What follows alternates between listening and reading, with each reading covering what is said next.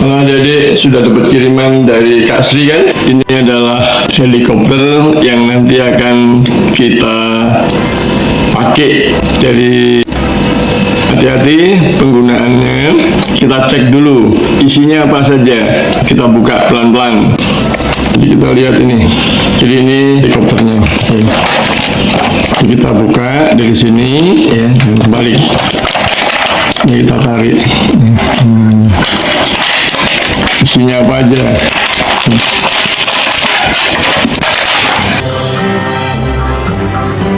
Yang pertama, jadi ini helikopternya yang mau dipakai mainan. Lalu ada baterai, lalu remote-nya. Nanti batu baterai itu dipasang di remote ini. Kemudian ini untuk ngecas. Jadi helikopternya itu nanti dicas. Jadi ini dibuka dulu. Adik-adik bisa pakai charger yang dipunyai HP di rumah. Bisa adik-adik ganti yang ini sama yang di rumah. Kenapa? Karena ini nanti untuk ngecas helikopternya. Jadi sebelum kita pakai helikopternya harus kita cas seperti HP. Kita lihat helikopternya ya sekarang.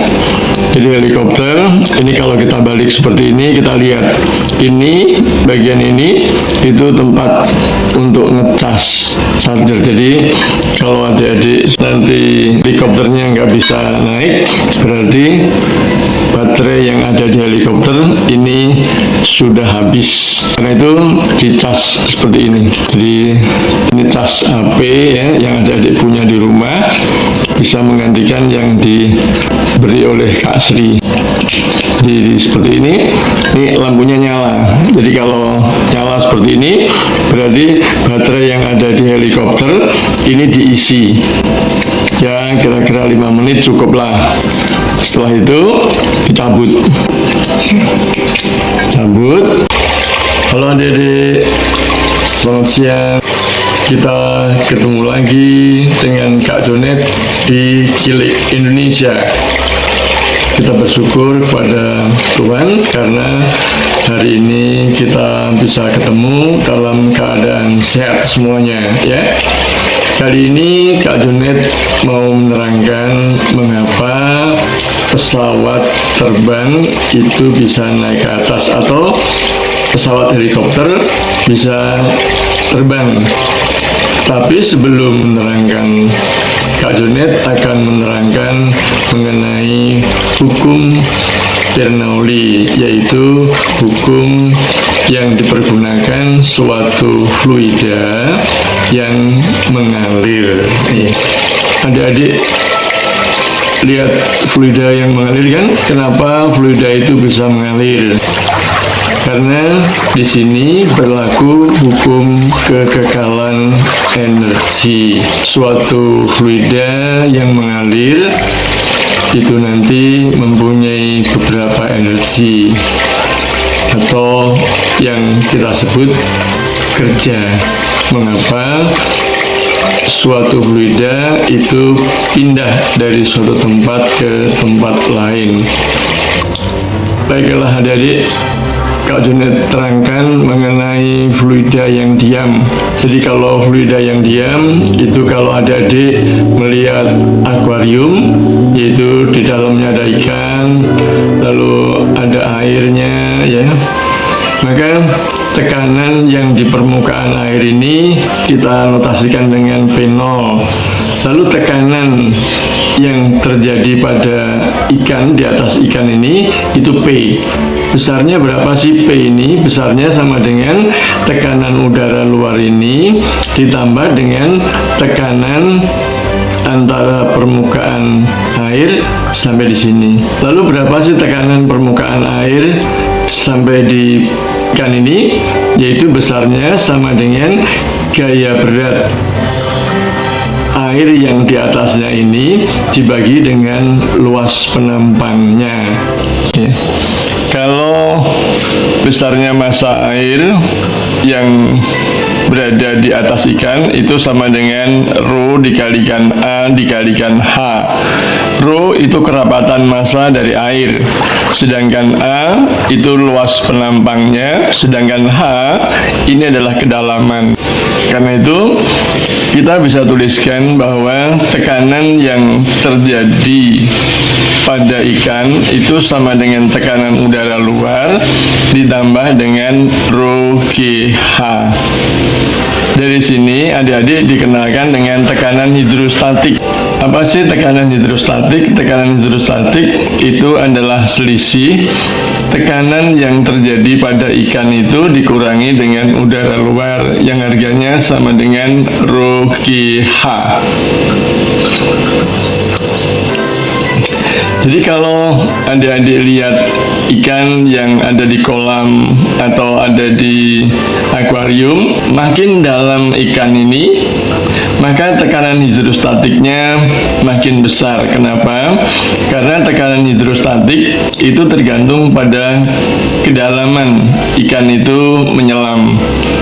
Jadi kalau adik-adik lihat, tekanan pada P1 ini lebih kecil dibandingkan tekanan pada P2, dan P2 tekanannya lebih kecil dibandingkan P3. Kenapa? Karena ikan yang satu ini berada lebih tinggi dibandingkan ikan yang nomor 2, dan ikan nomor 2 ini juga posisinya berada lebih tinggi dari ikan nomor 3. Jadi itu tadi merupakan tekanan hidrostatik, yaitu merupakan tekanan air. Sekarang kalau kita lihat fluida, jadi sebetulnya fluida itu merupakan zat yang dapat mengalir. Jadi kalau adik-adik lihat udara yang mengalir ini, itu yang adik-adik kita kenal sebagai angin. Juga air yang mengalir di dalam pipa. Kenapa kok udara ini bisa mengalir? Adik-adik pernah belajar bahwa udara mengalir yang dikatakan angin itu karena ada perbedaan tekanan di dua daerah. Jadi tekanan P1 itu lebih besar dari tekanan P2, maka udaranya bergerak ke kanan. Begitu pula air ini. Air ini akan bergerak ke kanan dalam pipa kalau tekanan di sebelah kiri ini lebih besar dibandingkan tekanan sebelah kanan. Bila adik-adik punya bejana yang seperti ini lalu diisi air, lalu bejana ini kita beri lubang, tapi lubangnya ditutup seperti ini, ya. Jadi airnya kita masukkan ke dalam bejana, kemudian lubang ini kita buka. Apa yang terjadi kalau lubang ini kita buka? Maka masing-masing lubang ini akan keluar airnya. Tapi makin ke bawah, ya, lubangnya, maka aliran airnya makin cepat. Jadi dari gambar ini kelihatan seperti ini. Kenapa? Karena kecepatan air ini keluar dari lubang ini tergantung dari kedalaman air dari permukaan ini ke lubang. Jadi makin jauh, ya, dari permukaan air ke lubang, maka airnya mengalirnya makin cepat. Itu yang terjadi. Kemudian kalau adik-adik di rumah ada tangki air yang berada di atas, jadi seperti ini, ya, maka tangki air ini dialirkan ke rumah melalui pipa. Jadi kalau rumahnya lantai 1 seperti ini, maka kecepatan aliran air nanti juga tergantung dari ketinggian air yang ada di permukaan tandon ini sampai ke rumah adik-adik. Bagaimana kalau rumahnya tingkat? Jadi kalau rumahnya tingkat, tandon airnya hanya 1 seperti ini, maka nanti rumah tingkat yang lantainya lebih dari 1, ya, maka lantai yang di atas ini nanti airnya mengalirnya lebih rendah dibandingkan air yang mengalir di bawah sini. Itu kalau kita menggunakan tandon seperti ini. Kalau kita punya selang air, lalu selang air ini yang ujungnya kita masukkan ke keran, lalu yang satunya kita pegang seperti ini. Lalu ujung ini kita bawa ke rumah yang tingkat tadi. Kita periksa kalau dia berada di lantai 1 seperti apa, di lantai kedua seperti apa. Maka adik-adik akan lihat bahwa aliran air yang ada di ujung ini itu kecepatannya berbeda. Jadi makin ke atas, kecepatan airnya itu makin pelan. Jadi kenapa seperti itu? Jadi kalau kita lihat ini, jadi ini ada pipa saluran seperti ini, ya. Maka keadaan pipa sebelah bawah, ya, itu punya kecepatan P1, lalu mempunyai tekanan P1 dan berada pada ketinggian H1. Untuk pipa yang di atas ini juga mempunyai tekanan P2, lalu kecepatan alirannya V2 dan berada pada ketinggian H2.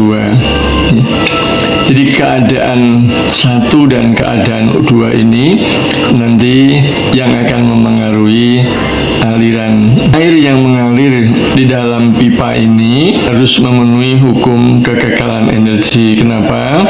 Karena air itu merupakan suatu benda. Untuk hukum kekekalan energi fluida yang mengalir itu ada 3. Yang pertama adalah energi kinetik yang nilainya sama dengan setengah mv kuadrat. Lalu energi potensial yang nilainya sama dengan mgh. Lalu energi tekanan nilainya sama dengan P dikalikan V. Kalau massa air itu kita ganti dengan rho dikalikan V besar, maka persamaannya akan berubah seperti ini. Jadi energi kinetiknya sama dengan setengah rho V besar dikalikan V kecil kuadrat. Lalu energi potensial menjadi rho V besar dikalikan GH. Sedangkan untuk energi tekanannya sama dengan P dikalikan V besar. Di V besar itu volume air, sedangkan V kecil itu merupakan kecepatan gerak air. Karena itu di dalam suatu fluida yang mengalir atau yang bergerak, hukum kekekalan energinya harus konstan. Jadi energi gerak fluida yang di bawah ini nanti harus sama dengan energi gerak dari fluida yang berada di atas ini. Karena jadi energi gerak fluida yang di bawah ini nanti harus sama dengan energi gerak dari fluida yang berada di atas ini. Karena itu nanti jumlah energinya, jadi energi kinetik ditambah energi potensial ditambah energi tekanan untuk fluida yang mengalir itu harus konstan. Kalau persamaan ini kita bagi dengan volume, maka akan menjadi seperti ini.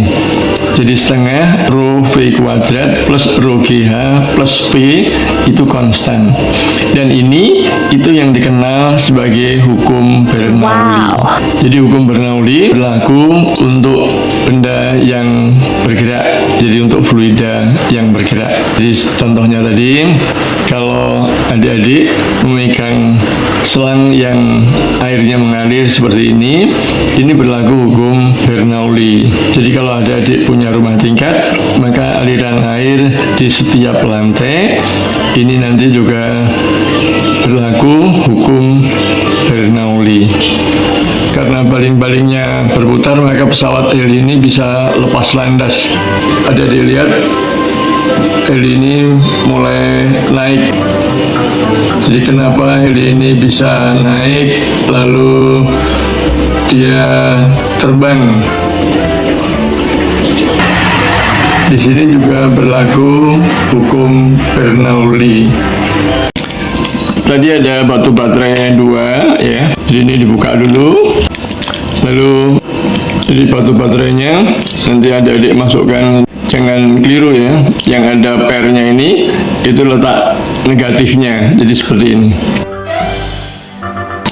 Dan ini kelihatannya antara satu dan satunya dibalik. Jadi yang penting bagian belakang ini yang negatif. Kemudian ditutup lagi.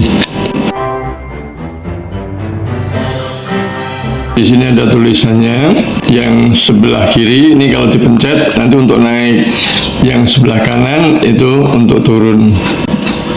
Halo adik-adik, kali ini kita akan membahas tentang pesawat terbang ya. Di sini kita lihat ini ada sebuah pesawat yang besar sekali. Ini Airbus 380. Ini dari maskapai Emirates. Besarnya pesawat ini kita lihat ini dia ada 2 lantai ya, lantai bawah dan lantai atas, sangat besar.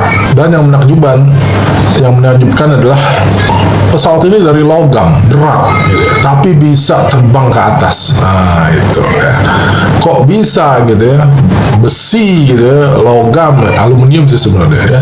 Aluminium itu logam yang ringan, nah, tapi ya namanya logam, kalau di dalam air pasti dia tenggelam gitu ya. Tapi ini bisa terbang ke atas. Nah kita mau pelajari itu ya. Ini sayap pesawat yang tadi ya. Ini sayapnya ya. Sayapnya sangat besar, lihat aja orang-orang di bawahnya nih, kecil gitu ya. Wah ini sayapnya besar sekali gitu. Ini sayap pesawat yang tadi ya. Jadi kalau dia badan pesawatnya besar, maka dia butuh sayap yang besar juga supaya bisa terangkat ke atas, terbang ya, melayang di udara. Tadi pesawat terbang, ini sekarang helikopter. Helikopter juga sama, ini dia dari logam, benda berat, tapi dia bisa terbang. Nah, gantinya sayap pada helikopter itu adalah baling-baling di atas ya. Kadang disebut juga rotor ya. Nah, ini baling-balingnya berputar ya. Baling-balingnya berputar, nah nanti dia terangkat ke atas. Nah, terus nanti ada cara yang tertentu, dia bisa maju, bisa mundur, bisa miring kiri, miring kanan gitu ya. Nah, jadi helikopter itu gerakannya lebih macam-macam dibanding pesawat terbang tadi. Terus juga kita lihat di sini ada baling-baling kecil di ekornya ya. Nah ini fungsinya apa nanti kita lihat. Nah ini dia baling-balingnya ya, lebih dekat lagi. Ini kalau kita lihat ini batang baling-balingnya ini sebenarnya mirip dengan sayap pesawat tadi. Nah kita lihat nanti lebih detailnya mengapa sayap itu bisa angkat pesawat ya, bisa angkat helikopter gitu. Ya. Nah ini sayap pesawat nih. Sayap pesawat. Nah kalau kita potong di sini. Ya, nah kita potong di sini. Nah, apa yang terjadi? Potongannya? Nah, potongannya kurang lebih seperti ini bentuknya, gitu ya. Meskipun ini gambarnya beda, tapi kurang lebih bentuknya seperti ini. Jadi, sayap pesawat itu bagian bawahnya tuh rada datar. Sayap pesawat kita potong, nah ini penampangnya. Ya. Bawahnya tuh rata, nah bagian atas ini melengkung, gitu. Nah, kenapa dibuat begini, gitu ya? Kenapa dibuat begini? Nah, kita lihat nanti. Nah, supaya terjadi seperti ini ya. Jadi ini yang biru ini tadi ya, pesawat tadi ya, sayap pesawat tadi. Nah, ini udara, aliran yang hitam ini aliran udara. Nah, gara-gara bentuknya seperti ini, yang bagian atas melengkung, bagian bawahnya datar. Nah, jadi udara yang lewat bagian atas sayap pesawat itu jadi agak rapat gitu. Atau kita bilang di sini aliran udaranya kecepatannya tinggi gitu. High velocity gitu ya. Nah, kalau yang bawah nih dibikin rata gini aja, nih dia aliran udaranya rendah. Nah, di situ ada sifat udara ya. Udara itu kalau dia alirannya rendah, hampir diam gitu, itu dia punya tekanan yang tinggi gitu, dibandingkan udara yang mengalir lebih cepat gitu. Jadi bagian atas nih udaranya mengalir lebih cepat, sementara yang bawah lebih lambat. Nah, masing-masing punya tekanan udara ya. Tekanan udaranya ya menuju ke sayap ini ya. Yang bawah ke atas, yang atas ke bawah. Nah, cuman karena yang atas ini lebih sedikit, lebih kecil dibandingkan yang bawah, maka totalnya ini lift gitu ya, gaya angkat itu totalnya ke atas. Nah, jadi makanya pesawat itu kalau mau terbang dia perlu ambil ancang-ancang gitu ya. Kalau di bandara kan ambil ancang-ancang dulu, dia kecepatan sampai dia mencapai kecepatan tertentu ya, sehingga punya gaya angkat, nah baru dia take off ya, lepas landas. Nah, jadi kuncinya di sini ya. Kenapa pesawat terbang bisa terangkat ke atas, sedemikian juga helikopter bisa terangkat ke atas, karena bentuk sayapnya atau bentuk baling-baling ini seperti ini yang bisa menghasilkan gaya angkat ke atas. Lalu bagaimana sih supaya ini bisa naik atau turun? Ada gabungannya, yang itu pakai ini remote-nya ya. Jadi Kak Junet sudah bilang bahwa yang sebelah kanan itu untuk turun atau mematikan dan menghidupkan tuh pakai kanan ini secara remote ya. Yang ini untuk yang sebelah kiri itu untuk naikkan, tetapi untuk menghidupkan helikopternya ini itu ada switchnya di belakang ini ya. Di belakang ini ada switch atau pemutus arus ya. Di ini itu kalau posisinya di belakang itu helikopternya mati, tapi kalau dikedepankan helikopternya nyala. Tapi jangan dihidupkan ke depan kalau dalam posisi seperti ini ya, nanti rusak. Jadi harus posisinya berdiri begini, baru yang bawah ini ditarik ke depan ya. Coba lihat, nanti kalau ditarik ke depan lampunya nyala, kelap kelip terus langsung ini kipasnya muter ya. Nah, kalau sudah kipas muter ini dipakai remote-nya. Dengan remote ini kita matikan. Jadi lampunya ini harus ke ini. Jadi kalau hendak ini on, langsung ya, dimatikan lagi.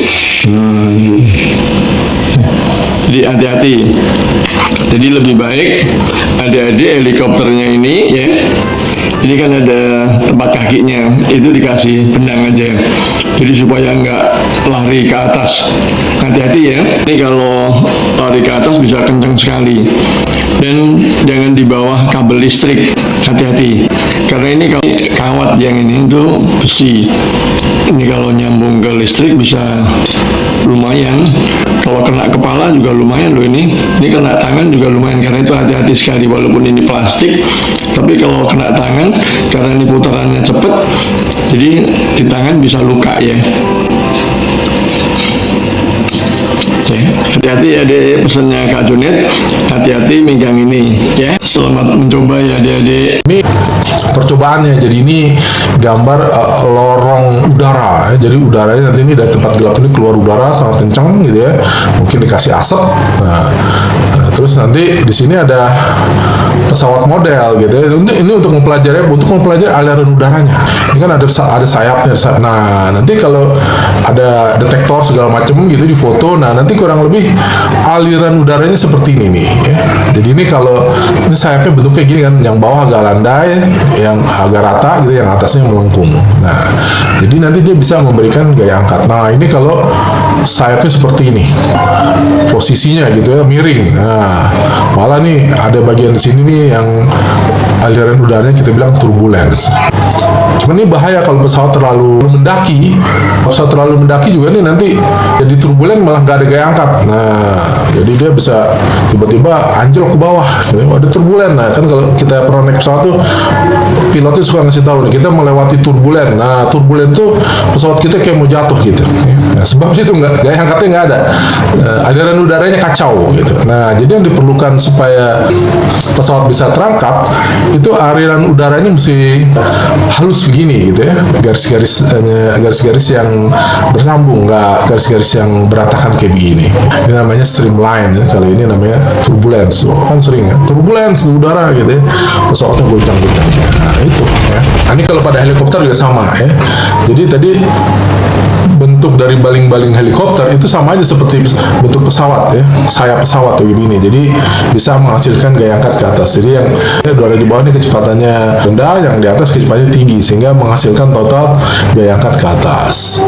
Nah, cuman pada helikopter karena baling-baling berputar, itu kalau di fisika tuh ada namanya hukum kekekalan gitu ya, hukum kekekalan putaran gitu. Jadi kalau ada baling-baling putar kanan, maka bodi yang di bawahnya tuh bisa putar ke kiri. Nah, kan pusing kalau baling-baling putar kanan, terus pilotnya nanti pusing kalau dia putar-putar ke kiri. Nah, ditambah di sini ada rotor di ekornya gitu. Ada baling-baling lagi. Nah, baling-baling di ekor ini fungsinya untuk menahan supaya si bodi si pesawat, si helikopter ya, atau bodi badan si helikopter supaya nggak muter karena baling-balingnya muter. Jadi dia tetap seimbang. Kalau helikopter ini sedang tenang di udara terbang gitu. Sedangkan ada kan helikopter itu suka, kalau kita lihat di TV gitu ya, helikopter itu seperti mengapung di udara gitu kan, nggak bergerak maju, nggak bergerak mundur, nggak ke atas, nggak ke bawah, dia mantengnya di situ gitu. Kondisi seperti ini, jadi gaya angkatnya lift sebanding dengan gaya beratnya ya.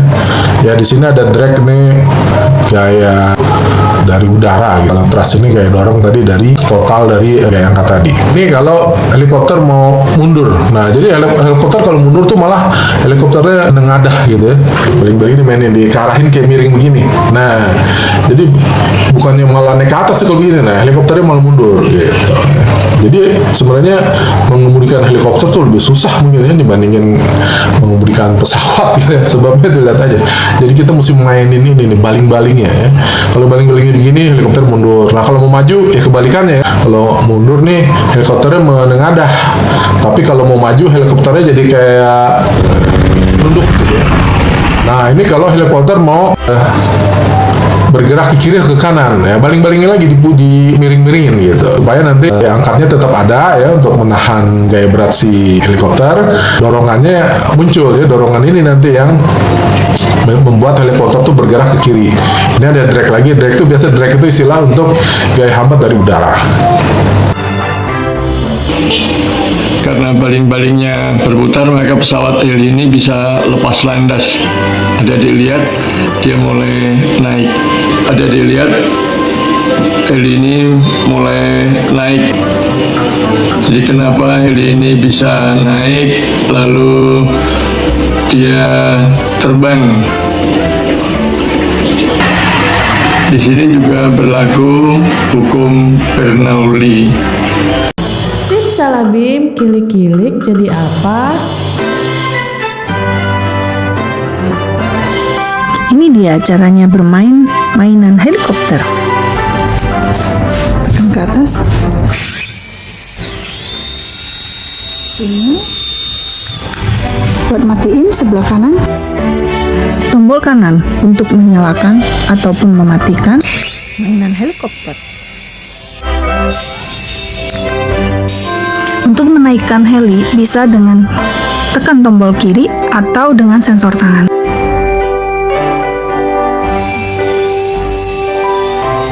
Kalau mau berhenti ini ada.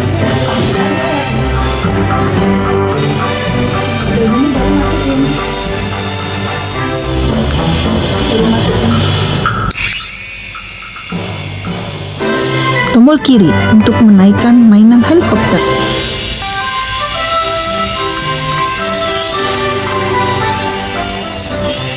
Kalau nggak pakai tangan, sensor tangan.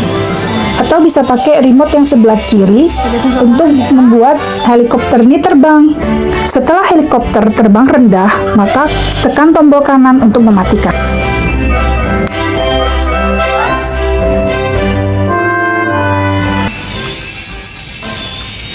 Kalau mau berhenti ini berarti ditangkap aja ya. Nah, udah gini baru matiin. Kalau ini pesawat yang lepas landas, itu dia juga bisa terbang. Kenapa pesawat ini juga bisa terbang? Jadi kalau adik-adik lihat nih, ini ada potongan sayap dari baling-baling berputar. Itu kalau dipotong seperti ini bentuknya. Jadi untuk baling-baling helikopter ya, tadi kalau dipotong melintang itu bentuknya seperti ini. Lalu sayap pesawat terbang juga bentuknya seperti ini kalau dipotong melintang. Apa hubungannya dengan hukum Bernoulli? Kenapa dia bisa mengangkat seperti ini? Jadi kalau ada dilihat, kalau pesawat ini kan bergerak ke sana ya. Lalu kalau baling-baling berputar ini juga bergerak ke sana. Dengan adanya pergerakan ke sana, maka angin yang di depannya itu akan mengalir seperti ini. Jadi kecepatan angin di atas itu akan lebih besar dibandingkan kecepatan angin di bawah. Karena itu, menurut hukum Bernoulli, maka tekanan udara di atas ini lebih rendah dibandingkan tekanan udara di bawah benda ini. Karena tekanannya di bawah lebih besar, maka di sini akan terjadi gaya angkat. Karena apa? Gaya itu sama dengan tekanan dikalikan luas.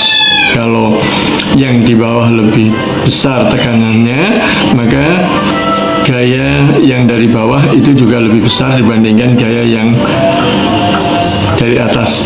Karena itu di sini ada yang dikatakan gaya angkat, karena fluida yang mengalir, yaitu yang terjadi pada sayap pesawat atau pada baling-baling helikopter yang bergerak. Simsalabim, kilik-kilik jadi apa?